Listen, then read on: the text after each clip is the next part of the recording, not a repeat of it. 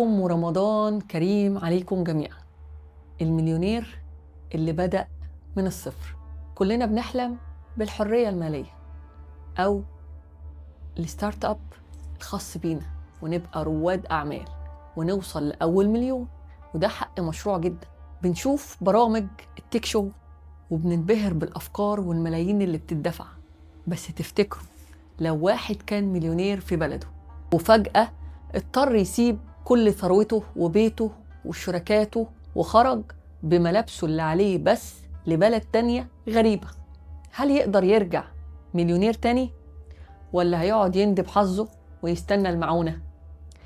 حكايتنا النهاردة عن العبقرية الاقتصادية في الإسلام، عن الصحابي اللي حط قاعدة في البيزنس بتدرس لغاية النهاردة: المال في اليد مش في القلب.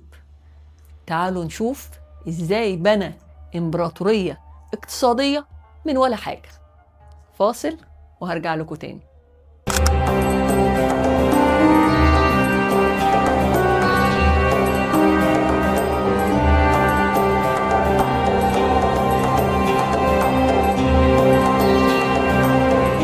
قبل ما نعرف هو عمل إيه، عايزاكم تتخيلوا الموقف بجد.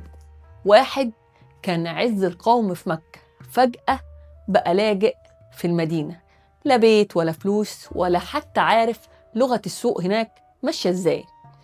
أي حد مكانه كان ممكن يجيله اكتئاب أو يقبل الصدقات ويعيش مستور وخلاص. بس بطلنا النهاردة عقليته كانت مختلفة، عقلية صانع المال مش مستهلك المال. عبد الرحمن ابن عوف لما وصل المدينة، النبي صلى الله عليه وسلم أخى بينه وبين سعد ابن الربيع، واحد من أغنياء الأنصار. سعد قال له بعزم أكيد: أنا أكثر الأنصار مالا، فأقسم مالي نصفين، ولي زوجتان، فانظر أيهما أعجبتك أطلقها وتتزوجها. عرض خيالي صح؟ ثروة جاهزة من غير تعب. تخيلوا رد عبد الرحمن وقتها، هل قال له شكرا يا صاحبي؟ طيب هات الفلوس وأبدأ بيها حياتي؟ لا، قال الجملة اللي غيرت مجرى حياته: بارك الله لك في أهلك ومالك، دلني على السوق.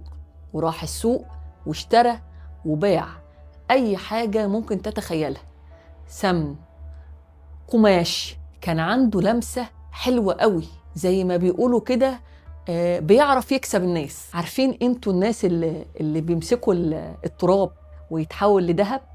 كان عبد الرحمن بن عوف كده، لدرجة انه قال: لقد رأيتني لو رفعت حجرا لوجدت تحته ذهبا وفضة. من كتر بركة بيعه وشراءه وأمانته بقى من أغنى أغنياء المسلمين، وكان بيجهز جيوش كاملة بماله الخاص. ايه الدرس اللي ابن عوف بيعلمه لنا النهاردة؟ أول حاجة عقلية الوفرة. هو رفض ياخد السمكة وأصر يتعلم الصيد، رفض يعيش دور الضحية أو يعتمد على غيره.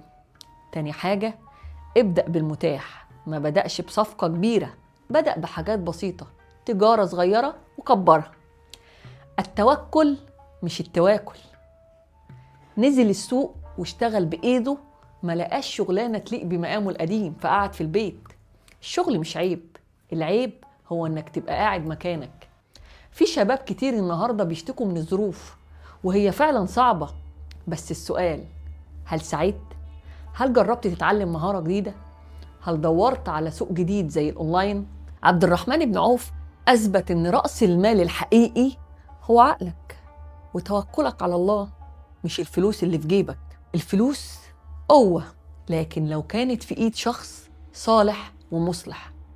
عبد الرحمن بن عوف دخل الجنة وكان من 10 المبشرين بالجنة، رغم انه كان ثري جدا، ولأن الفلوس كانت في ايده بيخدم بيها دينه ومجتمعه، ما كانتش في قلبه بتتحكم فيه.